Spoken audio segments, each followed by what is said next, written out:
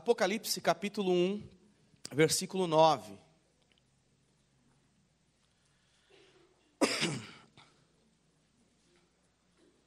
Diz assim: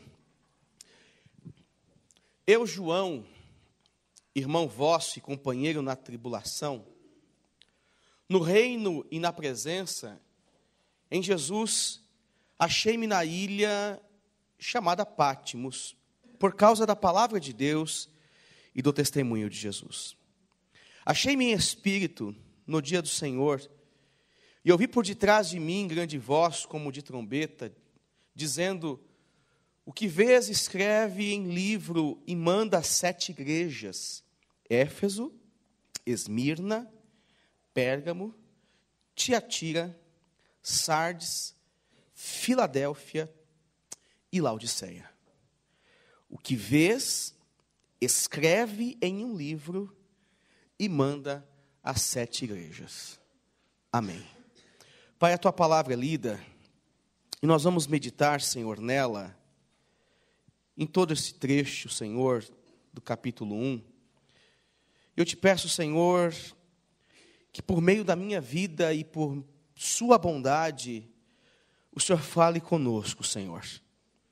Pai, nada que eu possa preparar, Senhor, pode surtir efeitos e tocar na alma, como a tua palavra assim o pode fazer, Pai.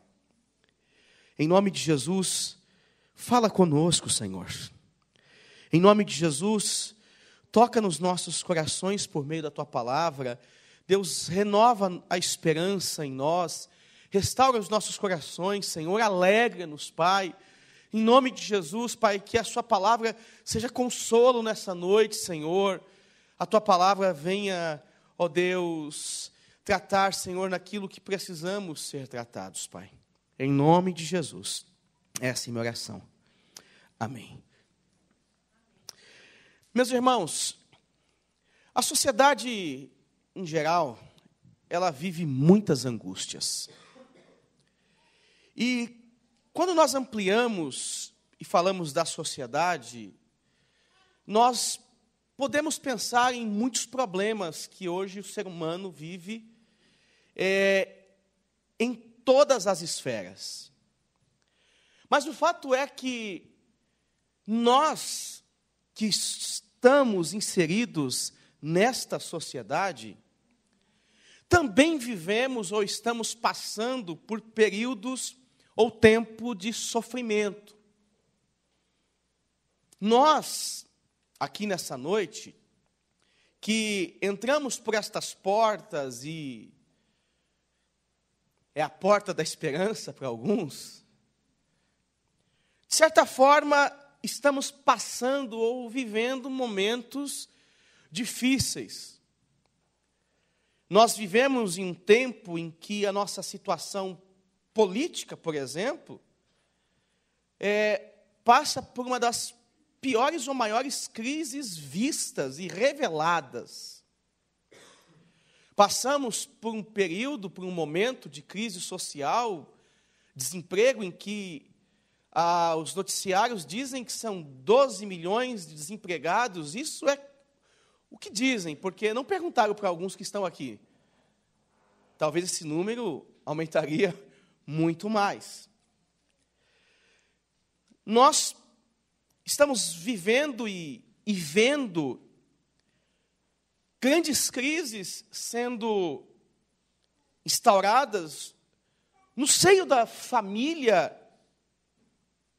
pessoas que desacreditaram da vida. Prova disso é o que aconteceu hoje ou ontem, foi hoje, né? Essa madrugada, em que mais uma vez os Estados Unidos sofre com mortes de forma trágica. Um homem entra num ambiente e mata mais de 50 pessoas. Atira em mais de 50 pessoas e mata essas pessoas. A troco do quê? A troco de uma depreciação humana. Perdão, em virtude, em consequência de uma depreciação humana. Então nós estamos vivendo em um tempo de angústia. Nós estamos vivendo em meio a muitos problemas, e esses problemas, quando batem à nossa porta, nos traz angústia. O que significa angústia? É um estado de ansiedade, inquietude, sofrimento, tormento. Angústia é aquilo que aperta o seu peito e você não sabe exatamente o porquê, mas você começa a chorar, ou ter um certo medo, você tem pavor sobre certas coisas, você se sente tão mal que você não sabe explicar o que de fato você sente. Nós vivemos em uma sociedade angustiante. E o que tem a ver a nossa realidade, o nosso tempo, com aquilo que está acontecendo no livro do Apocalipse? O que tem a ver as nossas experiências com o texto sagrado? Apocalipse é um livro escrito num período de profunda dificuldade. Podemos dizer que este texto, ele surge e apresenta a história de homens que foram profundamente oprimidos em sua época. Pessoas que faziam parte dos setores mais pobres, marginalizados da sociedade.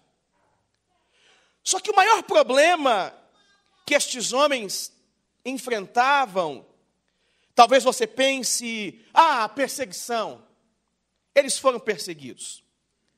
Mas o maior problema que eles enfrentavam neste momento era o problema da exclusão. As comunidades cristãs, elas sofriam por não poder comprar e vender. As comunidades cristãs desse período viviam porque elas não podiam participar dos privilégios ou das oportunidades que surgiam em meio à sociedade no Império Romano. Eles eram culturalmente marginalizados. Pablo Ricardes, um teólogo, padre, ele escreveu assim: a realidade da exclusão é uma situação pior que a exploração e a opressão. Pois o excluído fica completamente fora e não conta para a sociedade, pois a sua morte não afeta o sistema.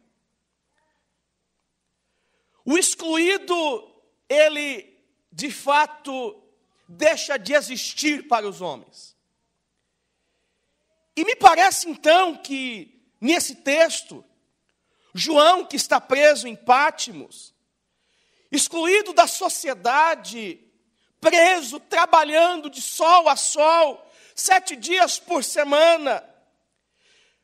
A história vai dizer que talvez ele pensa nos seus irmãos e amigos que estão espalhados por estas regiões que o texto bíblico citou.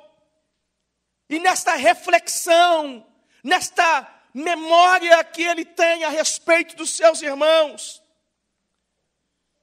este sentimento de exclusão, João vai começar a dizer no capítulo 1, verso 3, as seguintes palavras.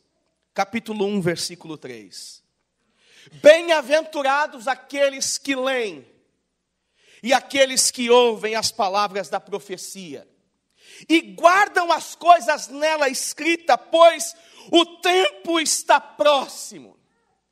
Em meio a tudo que está acontecendo, João, ele olha para a sociedade, João, ele olha para a sua realidade de prisioneiro, de trabalhador, ele olha para a sua sociedade de alguém que estava sofrendo com a exclusão, esquecido numa ilha. E ele vai dizer, entretanto, bem-aventurado aqueles que leem. Ou seja, bem-aventurado aqueles que anunciam a palavra dessa profecia. Bem-aventurado aqueles que falam. Bem-aventurado aqueles que leem o texto sagrado. Bem-aventurado aqueles que trazem inspiração, motivação, inspiração para os que ouvem. Bem-aventurado. Mas João também continua dizendo: bem-aventurado os que ouvem. João está dizendo e apontando para a igreja, e ele, de forma muito clara para esta comunidade, estas comunidades, ele vai propor o seguinte pensamento, a seguinte ideia: é feliz o que fala, assim como também é feliz o que ouve, pois o tempo está próximo. É feliz o que fala aqui na frente, o que tem o microfone, mas isto não diminui em nada aqueles que ouvem. Todos estão no mesmo patamar, todos estão no mesmo ambiente, fazem parte da mesma comunidade. Bem-aventurados os que falam, os que leem, e bem-aventurados os que ouvem. São todos felizes. São todos felizes. Mas este homem, que vai se identificar aqui no verso 9, ele vai apresentar a sua realidade. Veja comigo o verso 9 novamente. Eu, João, irmão vosso, e companheiro na tribulação, no reino, e na perseverança em Jesus, achei-me na ilha de Pátimos, por causa da palavra de Deus e do testemunho de Jesus. A primeira coisa que percebemos é que quem está escrevendo, ele não se coloca acima de ninguém, muito menos se coloca superior, ao ponto de ele fazer 4 afirmações. Sou irmão vosso. Quem está escrevendo é alguém que compartilha uma mesma ideia que vocês. Sou irmão vosso. Não sou bispo, não sou pastor, não sou apóstolo, não sou o Ultraman, não sou patriarca, não sou ungidão, eu sou irmão vosso. Nós estamos numa mesma ideia, numa mesma esfera, no mesmo patamar. Por mais alto que você seja, Samuel, sou irmão vosso. Estamos numa mesma esfera. Ele vai dizer: companheiros de tribulação, eu estou em Pátimos. Vocês estão espalhados pela cidade, mas todos nós estamos sofrendo da mesma forma. Companheiros do reino, no reino, estamos sofrendo, somos parte de um mesmo corpo, sou irmão vosso. Fazemos parte do mesmo reino. No entanto, sou companheiro de vocês na perseverança. Eu sou companheiro de vocês na perseverança.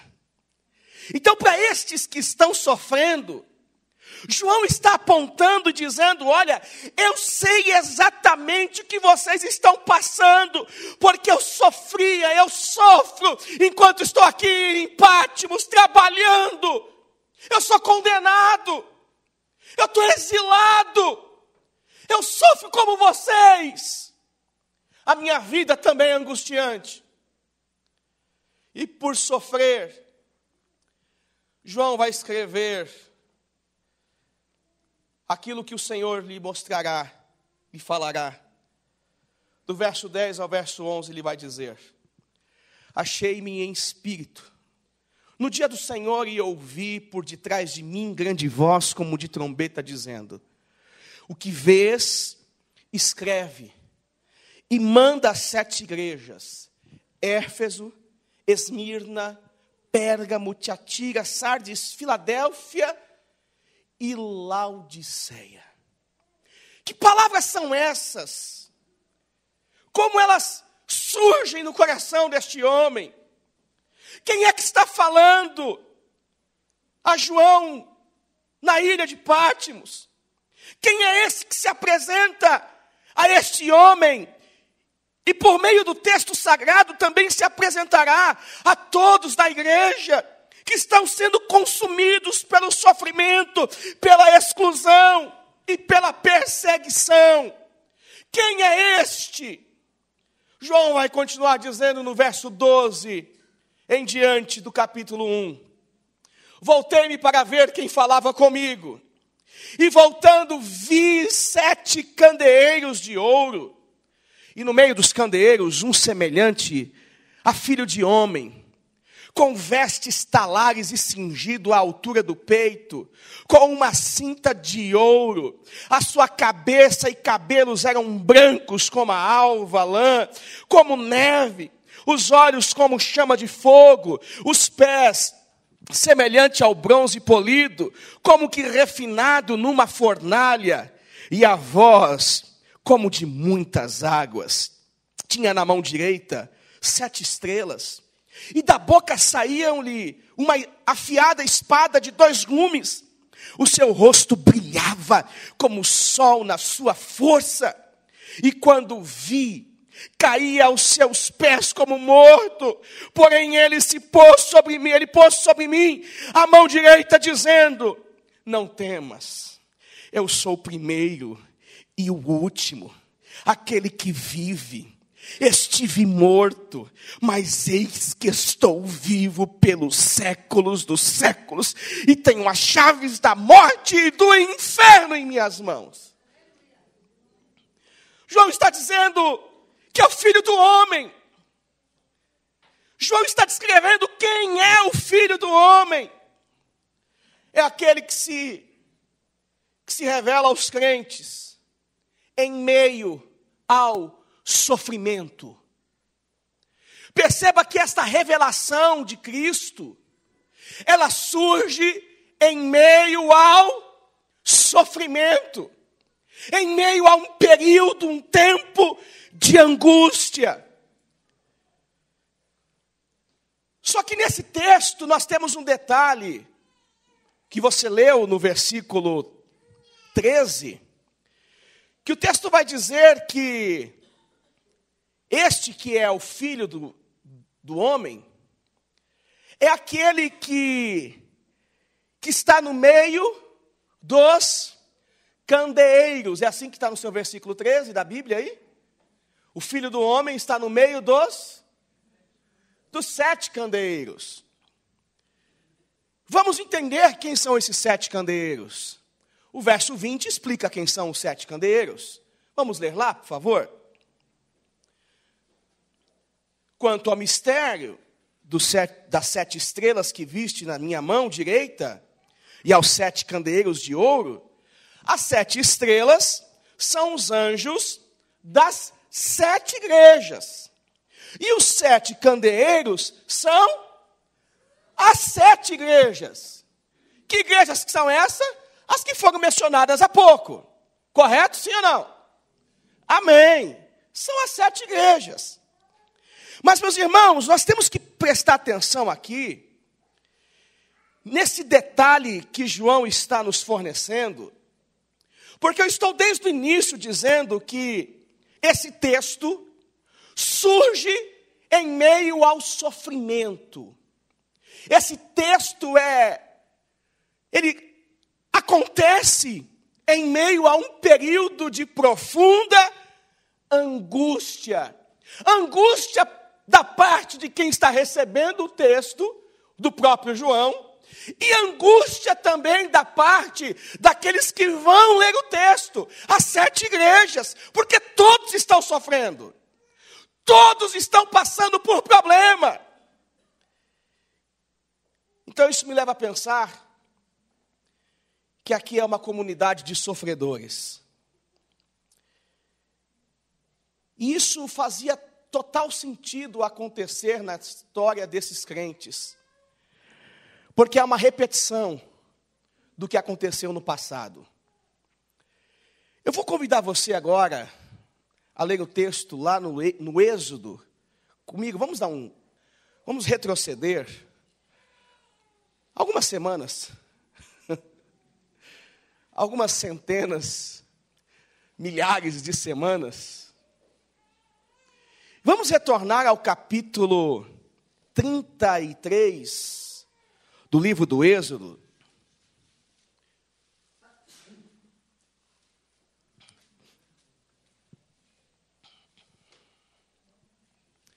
Êxodo capítulo 33, versículo 7. É importante você se situar e pensar que no Antigo Testamento, o Senhor, o nosso Deus, o Deus de Israel, passou a se manifestar ao seu povo em um local chamado Tenda da Congregação. Era uma tenda móvel, onde os israelitas estabeleciam sacrifícios a Deus, e o texto vai dizer que o Senhor ali se manifestava nessa tenda.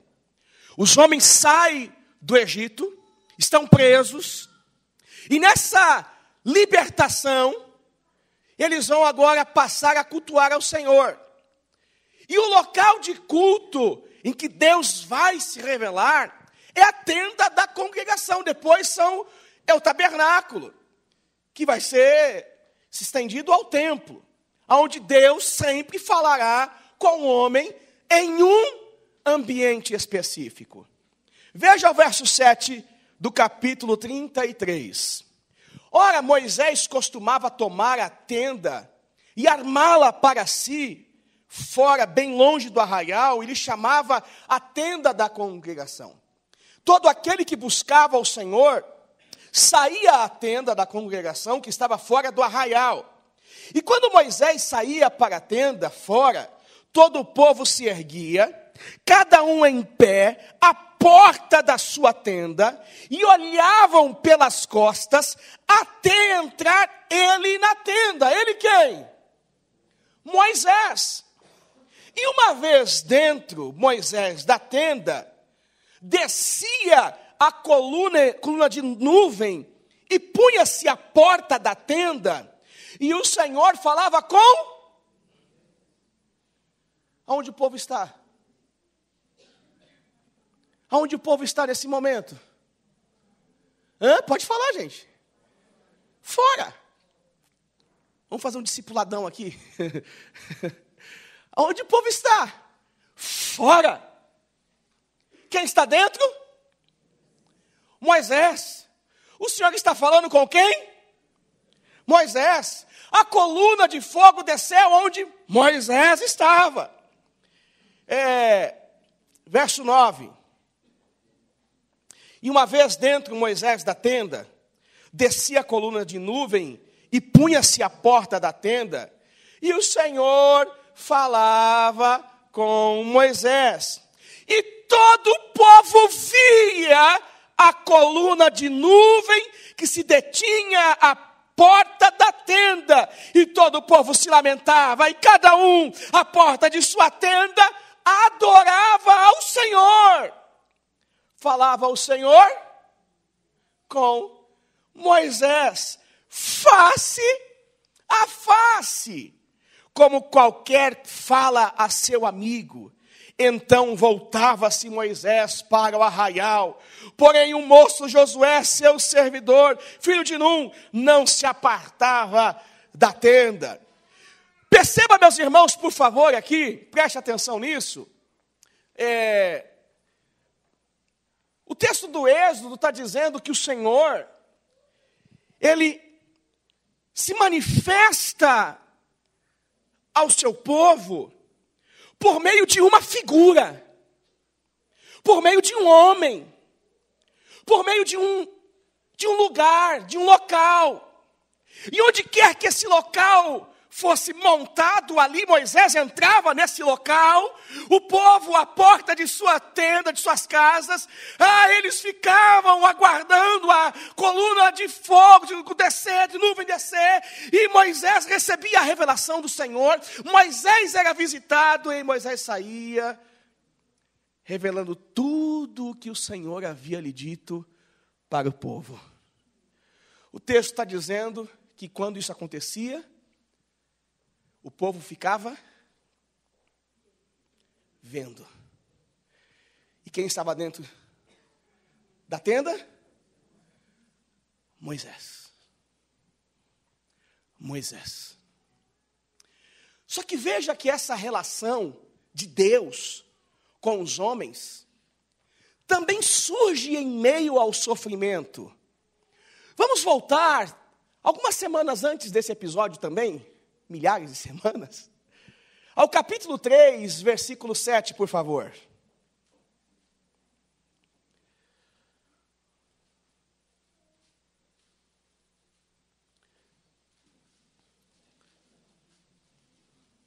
Capítulo 3, verso 7. Disse ainda o Senhor: certamente vi a aflição do meu povo. O Senhor viu o quê? A aflição do meu povo, que está no Egito, e ouvi seu clamor, por causa dos seus exatores, perseguidores.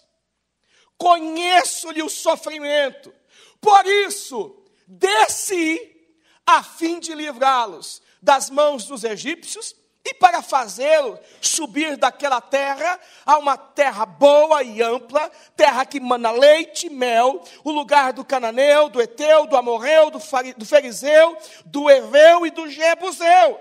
Ou seja, o povo está vivendo em um quadro de angústia, de sofrimento. De repente o Senhor compreende a angústia do seu povo, e Ele resolve fazer algo em favor do seu povo, trazendo ao seu povo uma revelação e a manifestação do seu poder. Quando agora nós fazemos um link com aquilo que eu li no início,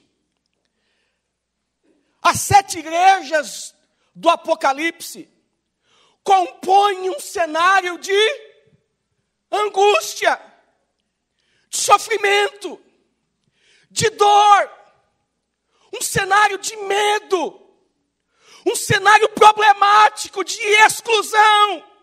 O povo está sofrendo, o povo está passando por problemas duríssimos.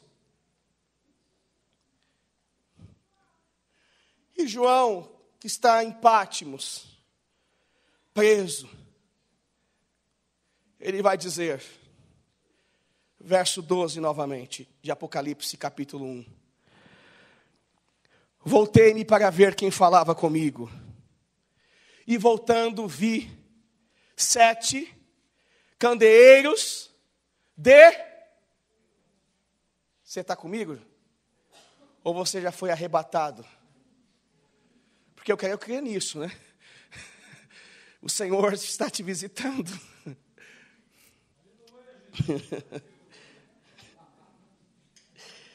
Vi 7 candeeiros de... Obrigado. O verso 20 fala quem são esses candeeiros. Quem são os candeeiros? As 7 igrejas. O verso 13 vai dizer o quê? E vi no meio do candeeiro um semelhante a filho de homem. Meu irmão, perceba um detalhe por gentileza. No Êxodo, o Senhor Deus Todo-Poderoso descia na tenda e revelava-se a Moisés. No Apocalipse, o Senhor anda no meio da igreja e se revela à comunidade, aos irmãos, vossos irmãos. Todos estão agora no mesmo patamar, recebendo a mesma revelação e principalmente sendo visitados igualmente pelo Deus Todo-Poderoso em meio à angústia, ao sofrimento. Quem está no meio da igreja? Quem está no meio da igreja? Quem está no meio da igreja? É aquele que anda, é aquele que vive, não vive em espírito, aquele que foi ressuscitado, glorificado, aquele que está sentado à destra do Deus Todo-Poderoso. Quem é que anda agora no meio da igreja?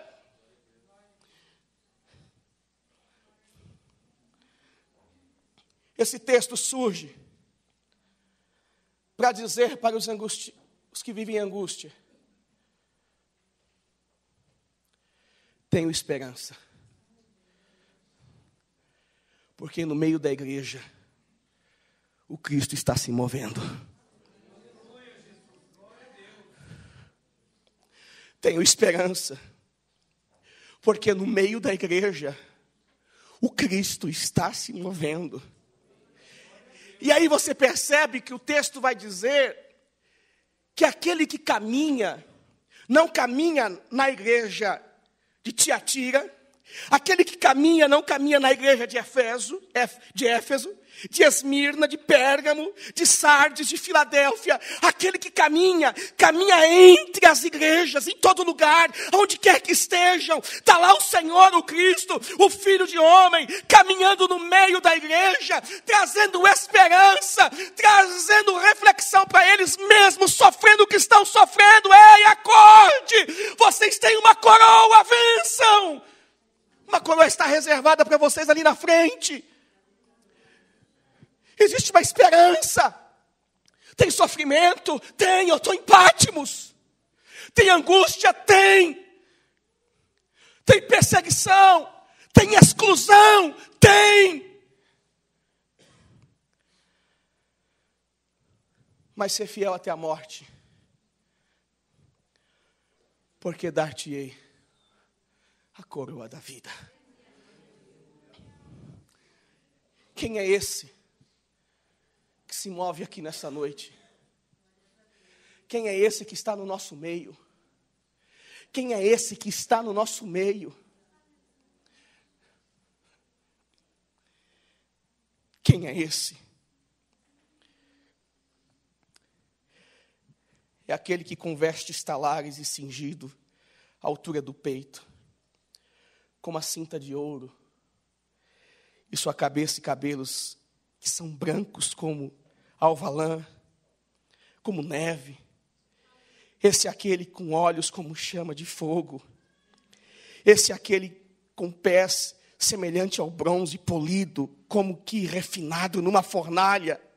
Esse é aquele que anda no meio da igreja com voz, com uma voz de muitas águas. Esse é aquele que tem na mão direita 7 estrelas, e da sua boca sai-lhe uma afiada espada de 2 gumes. O seu rosto brilha como o sol da força. Quem é? O seu rosto brilha como o sol na sua força. Quem é esse que está no meio da igreja? E que eu estou falando aqui não é de Apocalipse, não. Eu estou agora pensando, é no nosso dia, é no hoje, é no período da sua angústia, da sua aflição, é no período do seu sofrimento. Entenda uma coisa: essa carta diz respeito ao teu sofrimento. E quando Deus percebe o ser humano vivendo no seu sofrimento, Ele revela o Cristo por meio da sua graça. E essa revelação traz a nós esperança, dizendo: ser fiel até a morte. Ser fiel até a morte. Ser fiel até a morte. Por quê? Porque eu estou no meio de vós. Porque eu estou no meio de vocês. Percebe que agora é um Deus que muda a sua forma de ação. Não é mais Moisés. Não é mais só Moisés. Não é mais só Samuel. Não é mais somente Davi. Não é mais só Abraão. Não é mais somente Isaac, muito menos Josué. Não é só o profeta Isaías, não é só o Jeremias, não é só o Ageu, não é só o Abacuque.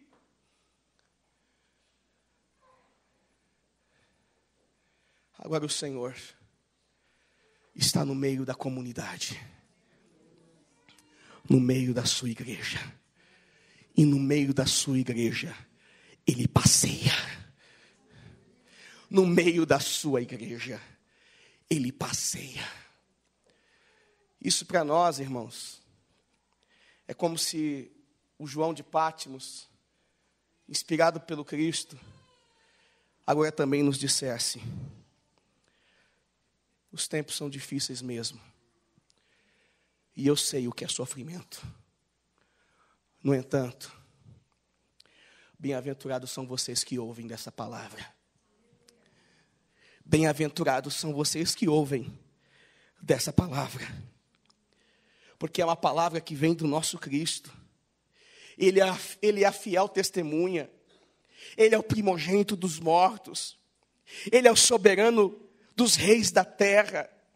Sabe quem é esse? É aquele que nos ama e pelo seu sangue nos libertou dos nossos pecados e nos constituiu reino, sacerdotes para o Deus e Pai.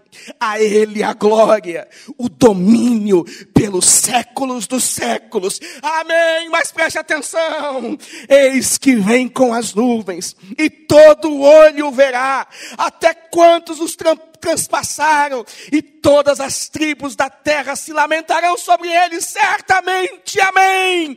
Eu sou o Alfa e o Ômega, diz o Senhor Deus, aquele que é, que era e que há de vir, o Todo-Poderoso. Quem é esse que anda no nosso meio? É o Cristo ressuscitado. Quem é esse que anda no nosso meio? E que sempre traz uma palavra de esperança e de motivação. É o Cristo vivo. É o Cristo vivo. Que não está à parte do sofrimento do homem. Que não está à parte das dores do homem. Pelo contrário, Ele estende a mão e levanta o caído. Restaura o abatido. Revigora o cansado. Esse é aquele que traz saúde para aquele que perdeu as esperanças e não tem mais saúde. Ou esse é aquele que ao invés de repente curar a pessoa, traz paz para a pessoa em meio à angústia. Diz, você vai se encontrar comigo logo, logo. E essa pessoa diz, amém, eu creio nisso. É aquele que dá uma paz que excede todo e qualquer pensamento. Jesus Cristo